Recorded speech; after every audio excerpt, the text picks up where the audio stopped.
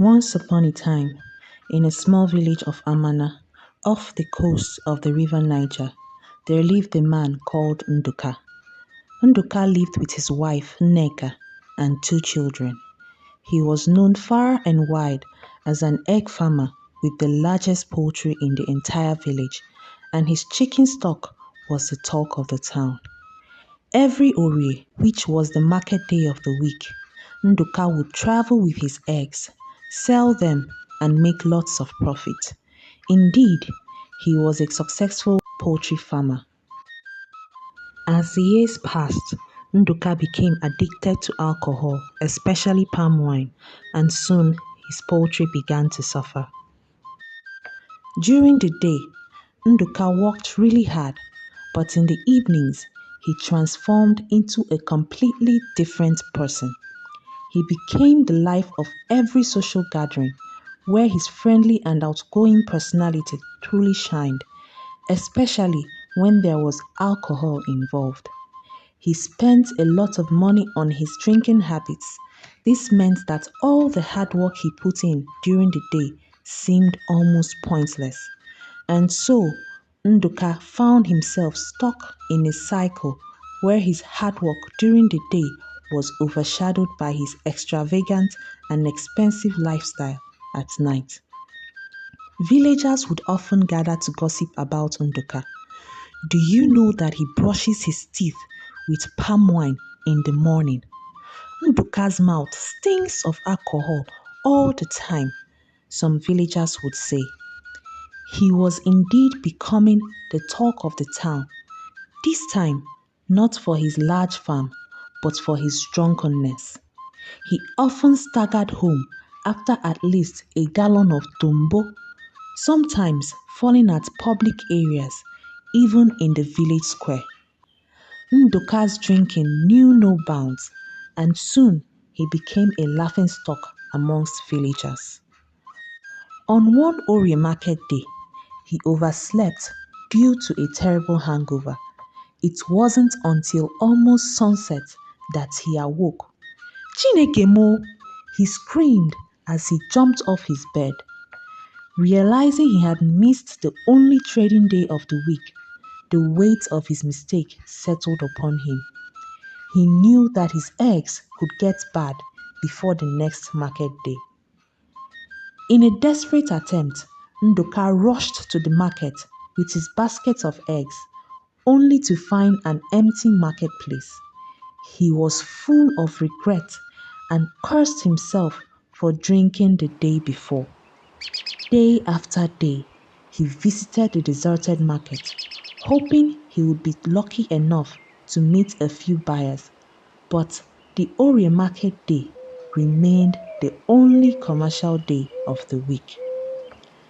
As Nduka anticipated the next market day, fate had other plans. The king of the village lost his third wife to an unknown illness, prompting a 3-day mourning period across the entire village. The market day Nduka eagerly awaited was cancelled, leaving him in a state of uncertainty and frustration. Broke and unable to feed his family or run the farm, Nduka's drinking habits spiraled even further out of control as he started to drink on credit. His wife would often try to counsel him. Nani, alcohol is a visitor, not the owner of the house. Do not let it overstay its welcome and destroy you in your home. One morning, Nduka cracked 2 of his eggs for breakfast and they were bad. After cracking a few more, it dawned on him that he had so many bad eggs following his missed market days. Nduka became anxious and desperate to cut his losses. He couldn't afford to lose so many eggs, not with his terrible drinking habits that left a deep hole in his pockets. Almost 2 weeks after he had carelessly missed the market day, Nduka hatched a plan. He went from door to door trying to sell his eggs. Bum bum bum! It's me, Nduka, the egg farmer. I have some really large eggs to sell at a good price. Would you like to buy some? No, we already bought some in the last Ore day, they would say. Nduka's plan was not going as expected. He stopped every stranger, trying to convince them to buy his eggs, but he made no success. One evening, on his way home, after attempting to sell his eggs, he saw his neighbor, Ngozi. Ngozi was a widow who often patronized Nduka. Would you like to buy some fresh eggs? Nduka asked.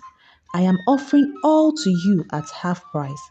They cost 100 cowries, but you can have them for 50 cowries as a neighbor and a friend, he said.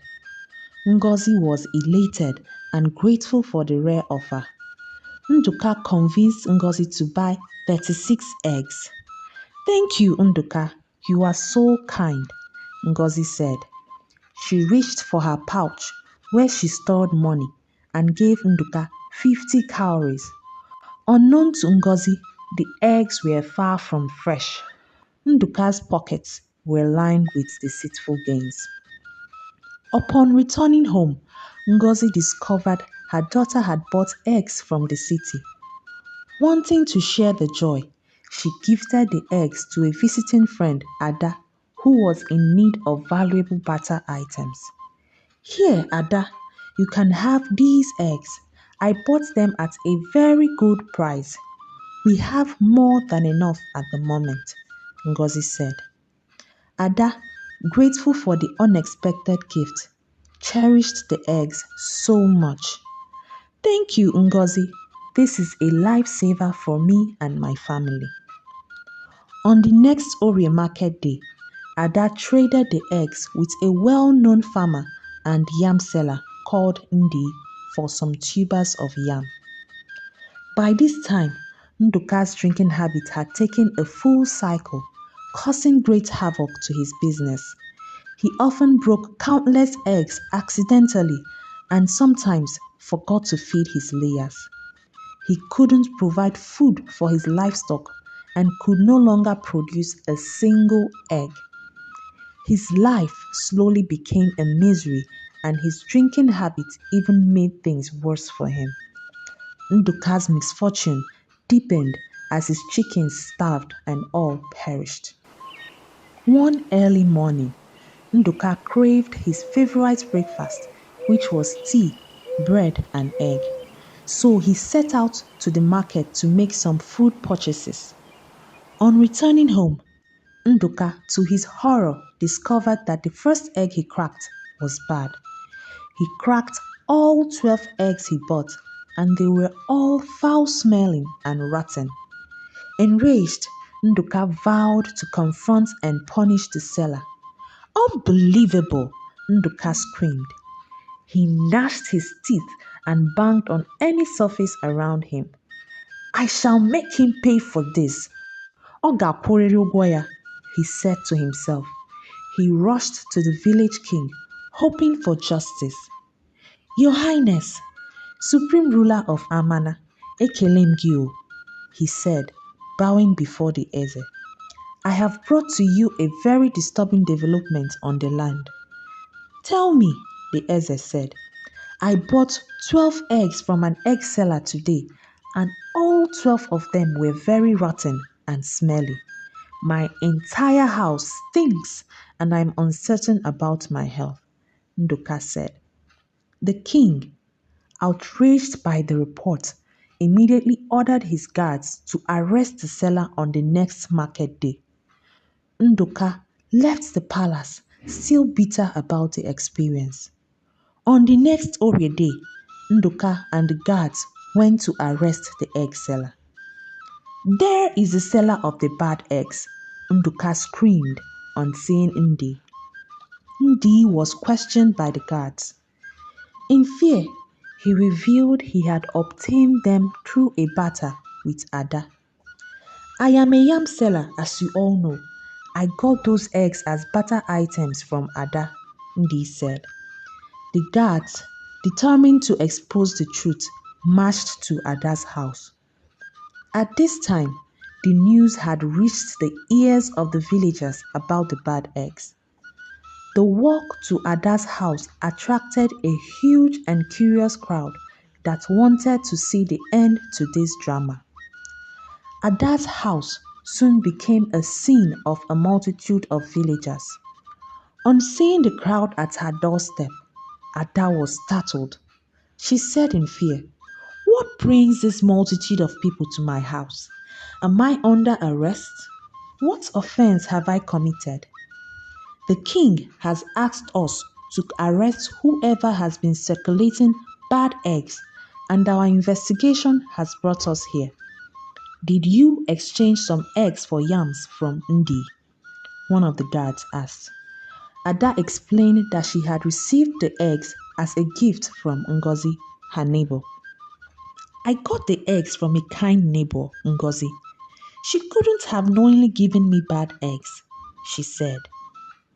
The guards decided to question Ngozi to unravel the source of the eggs.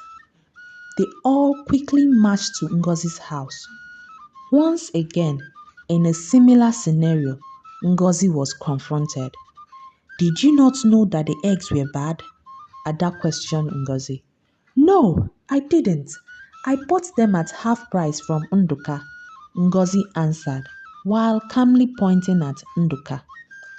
"I didn't know that they were bad, so I gifted them to my visitor, Ada," she said, revealing the truth behind the bad eggs. She admitted to buying them at half price from the disgruntled egg farmer Nduka, the drunk. Nduka stood by the corner, realizing he had created a storm which was about to consume him. He sweated profusely and stuttered when questioned. His eyes turned red and shame came upon him. He confessed to selling the eggs at half price to Ngozi, knowing they were bad. Nduka's deceit was laid bare for all to see, and the village was left to ponder the consequences of his actions and the unraveling tale of eggs, betrayal, and the unpredictable twists of fate. He was immediately arrested and taken to the Adeze's palace for judgment. The moral of the story: what goes around comes around. Whatever you do, good or bad, would eventually come back to you. What type of punishment do you think Nduka should receive? I hope you enjoyed my short story. Please like, share, and subscribe to my channel. Until next time, non-koma.